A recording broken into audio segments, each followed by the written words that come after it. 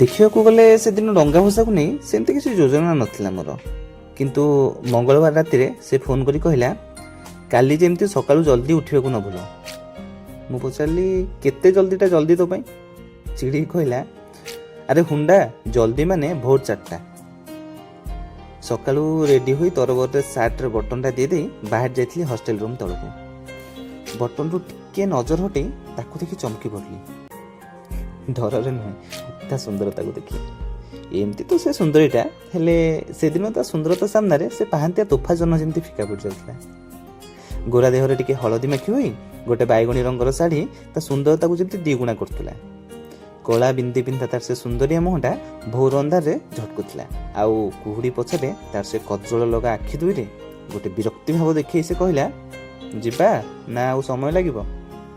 ବାସ୍, ଚୁପଚାପ ବସି ଯାଇଥିଲି ତାର ସେ ନାଲି ସ୍କୁଟି ପଛରେ, ଆଉ ବାହାରି ଯାଇଥିଲୁ ବିନ୍ଦୁସାଗର ଅଭିମୁଖେ। ସେଠି ପହଞ୍ଚି ସେ ସ୍କୁଟି ଟିକରୁ ବାହାର କଲା କଦଳୀ ପଟୁଆ ଡଙ୍ଗା ଆଉ ସେ ପାନ ଗୁଆ ଇତ୍ୟାଦି।